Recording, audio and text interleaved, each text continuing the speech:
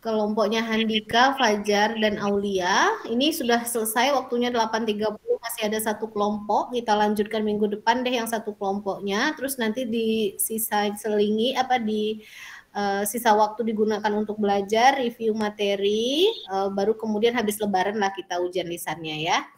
Sambil menunggu yang kelas B-nya juga. Kelas B kayaknya baru bisa selesai minggu depan juga. Oke, terima kasih. Untuk kelas A, boleh kelas A pamit, atau boleh mau menunggu, mau mendengarkan lagi juga boleh. Tapi kalau mau pamit juga nggak apa-apa. Kita akhiri. Tapi kelas B juga belum lengkap ini. Tolong yang kelas B yang sudah masuk dipanggil teman-temannya. Kalau sambil menunggu, kita presentasi kelas A dulu, Po ya. Mohon maaf, Bu Maya. Ya. Maaf memotong, Bu. Untuk kelas A itu beberapa ada yang ikut kelas biokimia, jadinya belum bisa join, Bu. Kemungkinan selesai jam 9. Kelas kimia. Oh iya, berarti lanjut dulu dengan kelas A ya, atau kelas B, lanjut dulu kelas B, masih satu. Ramadan dan Elvira ada nggak? Ada, Bu. Oke, kita lanjut. Terus kelas B yang sudah lengkap silahkan tulis di kolom chat. Kelas A yang sudah lengkap teman-temannya silahkan tulis di kolom chat. Nanti kita dahulukan. Gitu ya. Oke, silahkan Ramadan dan Elvira presentasi dulu.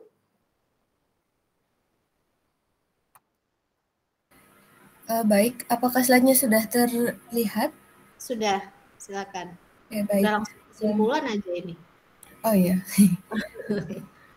Oke, silakan. Ingat tadi ya poin-poin penting saja yang dibahas. Kalau sama sampaikan sama dengan kelompok sebelumnya.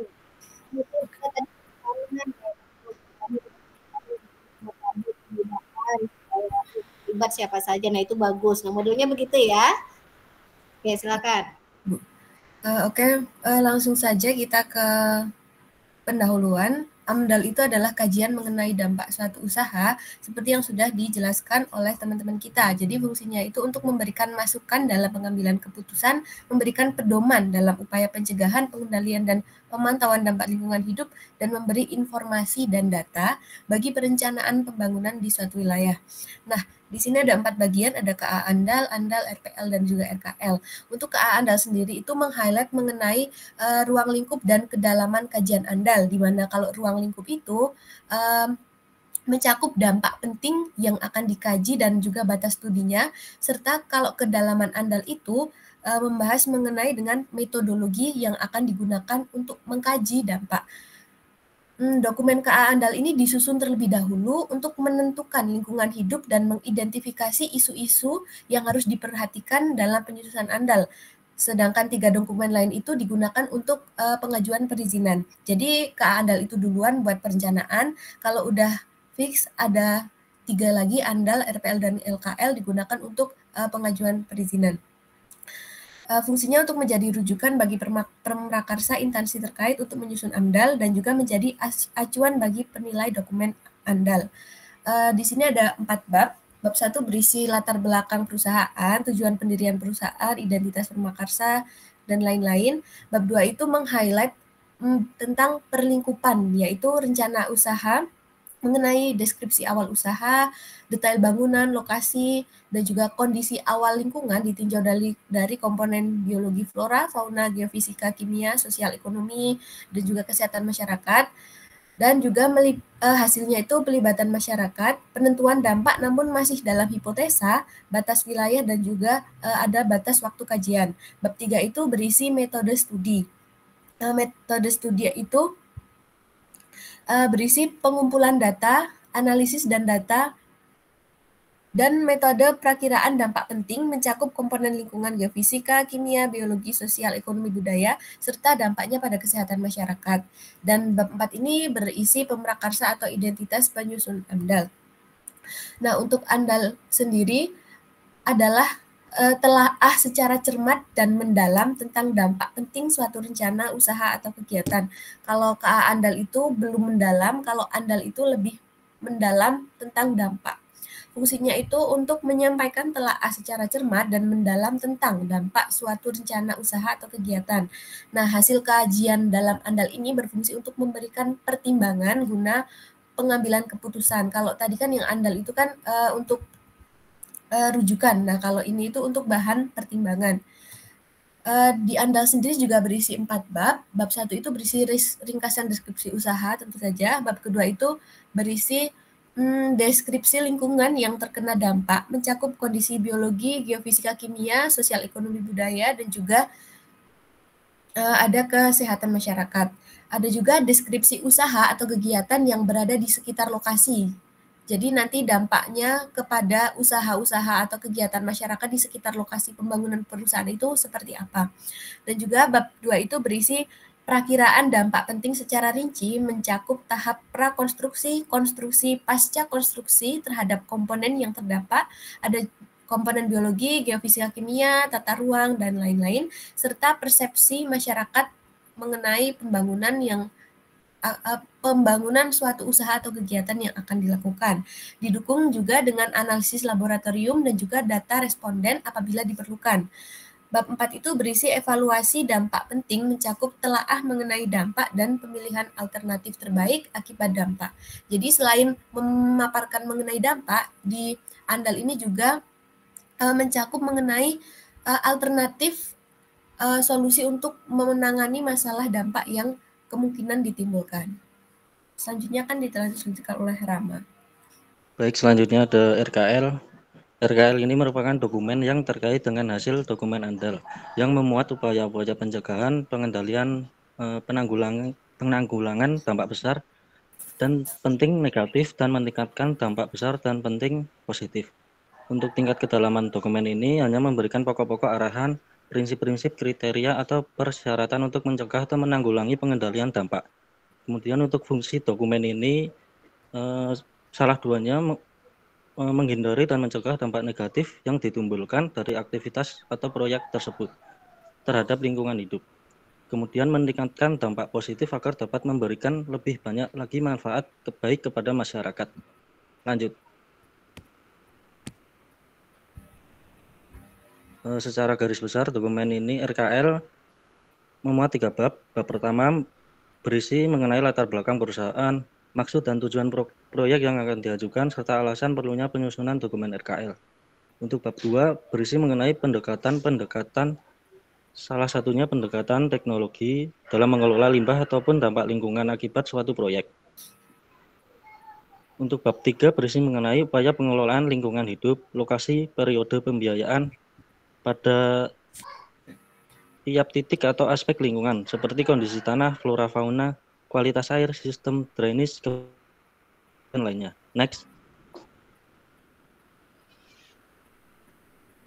RPL. Rencana pemantauan lingkungan RKL yang memuat hidup yang diperkirakan akan terkena dampak besarnya.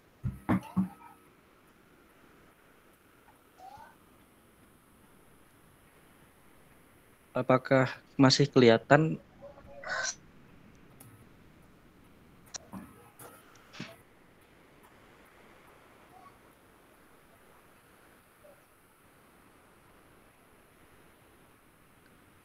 Lanjut, dokumen RPL ini memuat 3 bab.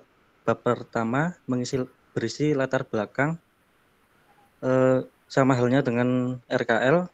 Kemudian untuk bab kedua berisi mengenai ruang lingkup lingkungan hidup, kualitas udara, kualitas air, erosi tanah, kebisingan, dan lainnya yang akan dipantau dampak pentingnya, sumber dampak, parameter lingkungan, serta metode pemantauan lingkungan.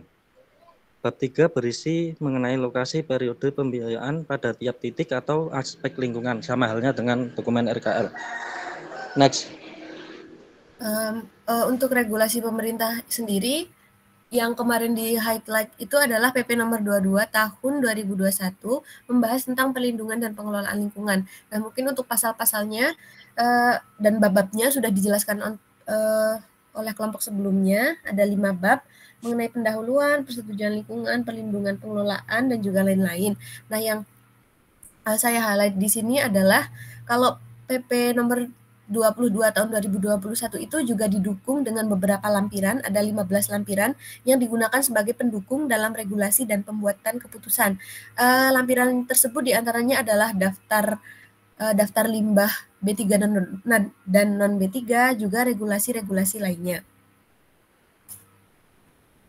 Selanjutnya, selain PP nomor 21 tahun 2022, PP nomor 22 tahun 2021, beberapa regulasi ini mengatur dokumen AMDAL, seperti Undang-Undang nomor 23 tahun 1997 tentang pengelolaan lingkungan hidup. Kemudian Keputusan Menteri Negara Lingkungan Hidup nomor 17 tahun 2001 tentang jenis rencana usaha dan atau kegiatan yang wajib dilengkapi dengan AMDAL. Kemudian ada Peraturan Menteri Lingkungan Hidup nomor 5 tahun 2012 tentang jenis rencana usaha dan atau kegiatan yang wajib memiliki AMDAL. Next. Selanjutnya ada dokumen yang kami analisis. Yang pertama ada analisis dampak lingkungan, rencana penambangan lapangan minyak banyu urip daerah kontrak TAC Cepu di Kabupaten Bojonegoro dan Tuban, Provinsi Jawa Timur, dan juga proyek pengembangan gas Matindo, Kabupaten Banggai, Sulawesi Tengah. Untuk perbedaan dari kedua dokumen ini, secara keseluruhan kedua dokumen tersebut memuat bab dan isi yang hampir sama, yang membedakan hanya pada analisis dampak pada masyarakat disesuaikan dengan kegiatan yang dilakukan. Misalnya pada PT Cepu itu dipaparkan mengenai dampak pencemaran oleh bakteri dan juga mikroba pada lingkungan sekitar, serta perakiraan penyakit dan data masyarakat yang terdampak penyakit.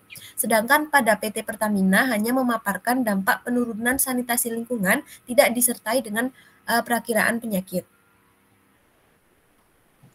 Baik, secara keseluruhan dapat disimpulkan yaitu KA AMDAL itu dokumen awal yang menguraikan ruang lingkup dan metode studi AMDAL. Kemudian AMDAL itu kajian mendalam tentang dampak proyek terhadap lingkungan. RKL rencana untuk dampak negatifnya. Kemudian RPL yaitu rencana pemantauan dampak lingkungan akibat proyeknya. Next. Baik, ya, terima kasih. Terima kasih. Ramadan, Elvira. Ya, dari ke kelas B, saya tadi kebalik nyebut kelas-kelasnya ya. Dari kelas B ini terlihat bahwa bisa kita simpulkan poin-poin pentingnya ada perbedaan antara AMDAL, RKL, dan RPL, di mana di rangka acuan rencana dia belum mendalam, dia belum detail, dia tapi masih sudah mengidentifikasi dampak-dampaknya belum dikelompokkan menjadi dampak penting dan tidak penting, dampak besar penting tadi ya. Sementara kalau di dalam KA AMDAL dia sudah secara detail, secara mendalam untuk membahas setiap dampak dan melakukan pengelompokan untuk setiap dampak. Jadi nanti prosedur penyusunan dokumen AMDAL itu kan ada tahap scoping, ada tahap scanning, sehingga nanti ketika tahap scoping pelingkupan dan tahap penapisan ya, kalau tahap pelingkupan dia mengidentifikasi semua dampak gitu, kemudian di tahap selanjutnya setiap dampak itu dikelompokkan menjadi dampak yang penting, yang tidak begitu penting, dan dampak tidak penting. Ingat sekali lagi, gimana cara mengelompokkannya? Tentu dilihat dari rona lingkungan awal dan kemudian juga dilihat dari rona lingkungan akhir ketika kegiatan itu dilaksanakan. Dikurangi terus dilihat seberapa signifikan perbedaan rona lingkungannya. Begitu ya. Terima kasih untuk kelas A. Boleh pamit untuk kelas A. Masih minggu depan nanti saya berikan lagi beberapa poin penting untuk kelas A supaya siap untuk ujian di habis lebaran ya. Kelas A, maaf, kelas B ya. Tukar-tukar dia, biasa di awal pagi itu kelas A, kelas B, maaf. Silakan boleh pamit yang kelas B. Terima kasih ya untuk kelas B. Selanjutnya kita masuk ke kelas A. Kelas A sudah hadir berapa ini? Sebentar. Ya, boleh kelas B keluar dulu supaya saya bisa ngitung yang kelas A, atau kelas B masih mau nonton? Masih mau lihat? Udah dari jam 7 kok ya. Oke, silahkan. Keluar dulu biar saya bisa ngecek sudah berapa